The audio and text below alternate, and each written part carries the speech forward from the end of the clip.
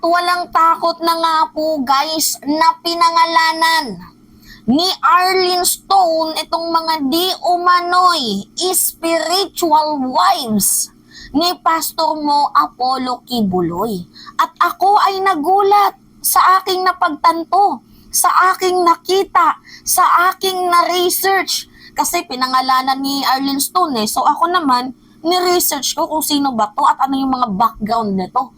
At ako ay nagulat guys dahil meron palang mga nakabinbin na mga kaso dito sa spiritual wives ni Pastor Mo Apollo Kibuloy dahil kabilang po sila sa mga smuggler.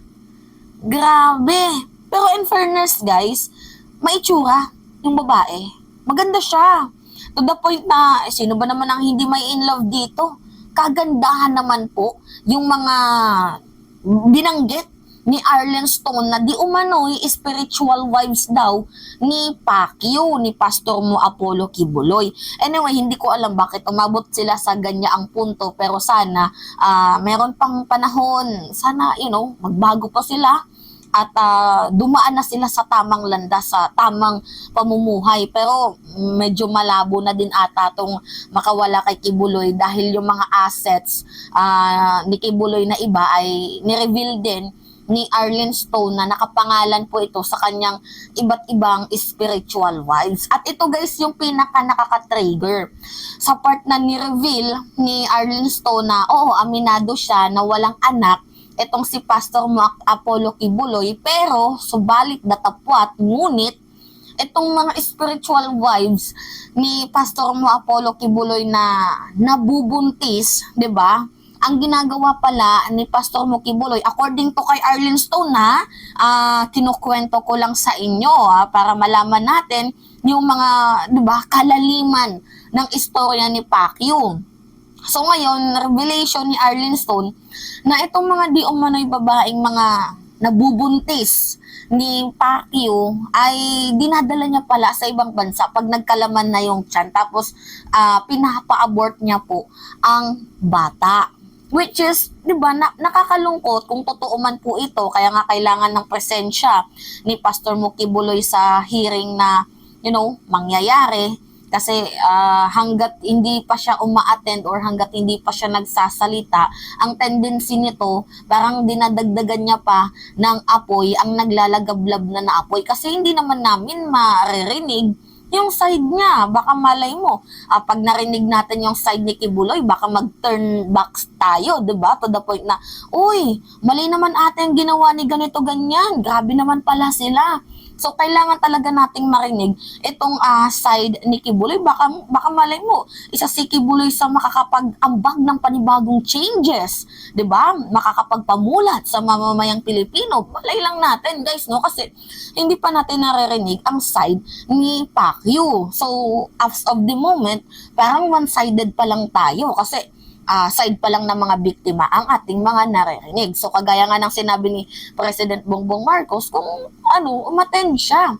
Kasi hanggat hindi siya umattend, pwede siyang contempt, pwedeng lumala pa itong mga allegation sa kanya. Same as din dito kay Senator J.B. Ejercito na kailangan niyang magpakita, kailangan niyang mag-show up kasi hanggat hindi siya nag-show up, side lang ng mga biktima ang maririnig natin. Pero choice din ni Kibuloy kung hindi siya umattend. So, meaning to say, parang inaamin niya na ganun na siya kung hindi siya magpapakita.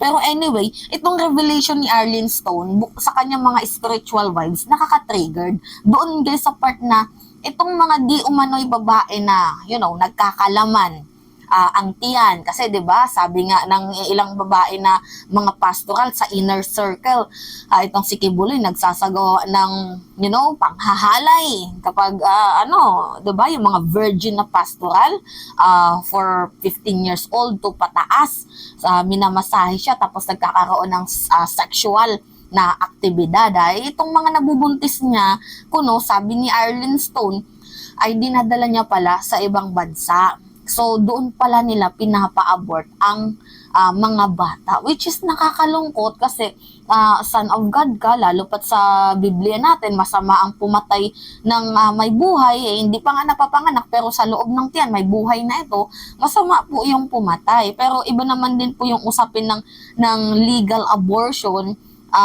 mahabang usapin po yun kung hindi natin isasama ang Biblia. Pero kagaya nga ng sinabi ko, itong si Pacquiao is a pastor. So, alam niya, nakasulat sa Biblia, na bawal pumatay ng may buhay. Pero, hindi natin alam ba't ganito ang nangyayari sa kanya. Pero anyway, kwento naman to ni Arlene Stone. So, we are waiting for the stories behind Kibuloy. So, kailangan mag-show up ni Kibs. Hindi yung, totoo ba na nagbubudo kayo? Nag-arkela kayo ng mga budo? Totoo ba na nagda-drugs kayo? Diba? Imbis na i-insist yung current issue niya, abay nagja-jump siya sa ibang usapin na adik ang presidente, ganyan-ganyan, nagsisex orgies daw silang mag-asawa. Diba? So, nakakalungkot isipin. But anyway, ito yung pagsisiwalat ni Arlene Stone. Grabe guys, magugulat kayo. Ito papangalanan ko po yung iilan sa mga spiritual wives ni Pacquiao. Pero bago ko po bago ko po i-cover yan, meron pong nagtatanong sa akin galing sa sa YouTube. Si Kibuloy daw po ba ay may anak? Sa pagkakaalam ko po, wala po siyang anak, wala po siyang legal wife. Sa mga nagtanong kung mayroon po ba siyang asawa, wala po siyang legal wife, however po marami po siyang spiritual wife. So wala siyang anak sa pagkakaalam ko dahil ang mga nabubuntis po ng mga spiritual wife ay pinapadala po sa ibang bansa upang magkaroon ng abortion. So tingnan niyo po yan, for example, yung mga pastoral po na andyan pa kasama nila. Tingnan niyo po ang mga katawan kung yan po ba ay katawan ng isang dalaga. So, yan lang po. So, hindi ko na i-elaborate kung ano yung mga nangyari. However, ang mga yan po ay pagka sila po ay nabuntis ni Kibuloy, pinapadala po sa ibang bansa upang ipa-abort yung baby. So, yan, nasagot ko na po yung tanong sa mga nagtatanong diyan sa YouTube. So, salamat po sa lahat. So, ngayon po, papangalanan ko po, katulad ng aking ipinangako sa inyo, na papangalanan ko yung iilan sa mga spiritual wives ni Kibuloy, na may pag-aari po ng ilang mga properties dyan sa kingdom. Hindi ko po mapangalanan lahat because some of them are not together in the, sa case. Magpapatuloy pa po yung investigasyon ngayon sa ibang mga spiritual wives. So, ang papangalanan ko po ay si Tessie Dandan tsaka si Ing Salinas, si Felina Salinas. Ang mga properties po ng kingdom ay nakapangalan po sa iba't ibang mga spiritual wives ni Disappointed Son. Marami po ang mga properties na nakapangalan sa mga Dandan. Hindi lang kay Tessie Dandan kundi sa ibang mga pamilya niya. Doon po din po kay Salinas. Hindi lang kay Felina Salinas, kundi sa mga sa pamilya niya na andyan sa loob. So, pero karamihan po sa mga malalaking properties ay nakapangalan sa isa pang apelyido. Maraming mga apelyido na nakapangalan individually yung mga properties ng kingdom. Lalo na ngayon na ganito ang nangyayari bago po nangyari itong case, itong investigation po, nilipat na po nila sa kanilang iba't ibang mga pangalan po individually. So kayo pong mga members, workers na many years you offered your life, your belief into this monster kingdom.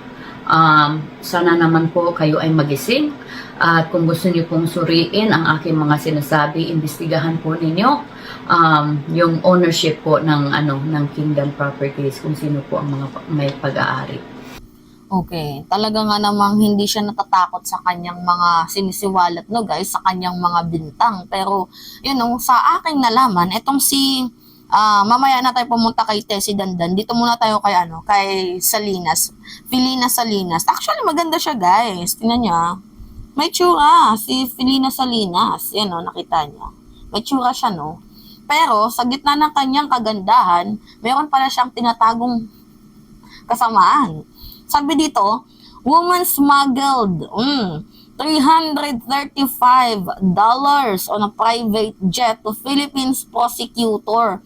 So, yan po si Filina Salinas, yung isa sa mga umamin na nga na meron silang smuggling doing na ginawa. Actually, nahuli to siya, guys, doon sa Honolulu, Hawaii. So, nakakalungkot kasi magandang babae ba, guys, pero hindi natin alam na umabot sila sa sa puntong ganyan na sila ay magiging parang kabit-kabit na lang ba ni Kibuloy kung gustuin para usan, parang mga ganyan-ganyan.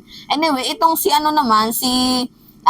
si Dandan, si Teresita Salinas, medyo matanda na yung kanyang pagmumuka, pero wanted din siya sa FBI. Yan nakikita niyo yan.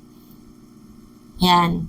So, wanted siya sa sa parehas na kaso ni Pastor Kibuloy, sa money laundering, sex trafficking, fraud, sex trafficking force, yan. So, sa mga binanggit ni ni Arlene Stone, itong mga itong mga babae na to ay may tawag dito, may mga kaso ding kinakaharap doon sa FBI. So, ang isa nahuli doon sa Honolulu, Hawaii. Ito naman may kaso doon sa FBI. So, nakakalungkot isipin, pero wala, ito yung buhay na pinasok nila. And sabi din naman ni Arlene Stone, itong mga pagmamay-ari ng kingdom ni Pastor Kibuloy nakapangalan sa kanyang mga spiritual wives, which is pag inimbestigahan to ng Senado, and tama nga naman, itong si tawag dito, si Arlene Stone, talagang malaki yung chance na tagilid itong si Pacquiao at mahantong sa pagkakulong. So, as of the moment nga, dapat itong si Pastor Kibuloy dapat humarap talaga sa Senado. Hindi man po korte ang Senado, pero kailangan niya pong mag-show up para i-clear yung kanyang pangalan kung wala po talaga siyang ginawang pagkakamali. Sana, sumunod siya sa sinabi ni President Marcos at ni Senator J.V. Ejercito na show up ka kasi yung pangalan mo, parang you are adding fuel to the fire. Kasi hanggat hindi ka nagsasalita, yung simpatsya ng mamamayang Pilipino ay nandito po sa mga nagsasalita, sa mga biktima. So, kailangan mong mag-show up para linisin, i-clear yung pangalan mo. So, itong investigasyon na to will continue on March 5, and subpoena is held nandoon na kay Kibuloy and na-receive na ng kanyang kampo. But as of the moment, itong si Pacquiao, nagvo-voice record lang siya. So, parang chillax lang siya ngayon kasi lalo pa, 'di ba, may talinhaga effect pa siya, tapos may appointed son of God pa siyang nalalaman sa kanyang bagong audio na inilabas. Pero ang akin lang naman dito, we do not know kung nasa Pilipinas pa siya, pero according to the Bureau of Immigration ay nandito pa daw siya sa Pinas. Pero itong si Pacquiao, as a revelation nga din ni Harry Roque na itong si Pacquiao ay pinakaisa sa mayaman na ebanghelista, merong helicopter, merong sariling chopper, at merong pinapagawang pinakamalaking coliseum, mas malaki pa sa Philippine Arena. So, hindi natin alam yung kanyang lakas, 'di ba? Yung kanyang puwersa. Anytime pwede yang mag-flew away dito sa ating bansa. Pero ito nga lang yung akin, hindi ko naman sa hinuhusgahan na kriminal na agad itong si Pacquiao. Pero sa pinakapunto natin, kailangan niya nang umattend dito sa hearing. Kasi kapag hindi siya umattend sa hearing, guys, parang mas lalong masisira ang kanyang pangalan. So, that's it na kailangan niyang mag-show up. And itong si Arlene Stone nga, hindi natatakot kay Pacquiao eh. Actually, madugo din tong labanan ni Arlene Stone at ni Pacquiao. Pero si Arlene Stone, dahil si Arlene Stone nasa Amerika, eh itong si Kibuloy hindi na makapasok doon sa Amerika, 'di ba? So magaling din. Magaling itong si Arlen Stone. Pero anyway, ito na nga ang akin, no guys. Wag muna tayong mag-judge, pero sana itong sa Pacquiao ay umattend dito sa Senado para nang yung side niya marinig natin. So yun lang. Nakakalungkot sa usaping abortion, pero wala tayong magagawa. Yan, nangyari. Ewan ko ba dito? Son of God, pero pumapatay ng may buhay kung totoo man itong binitawang salita ni Arlenson. Pero yung committee, yung himpilan ni Senator Rizon Tiveros ay hindi po titigil hanggat may patuloy pang mga di umano'y biktima ang mga magsasalita pa. So anyway, it's me again guys, si Mali Sianyo, at nagbabalik ulit para sa ating panibagong video.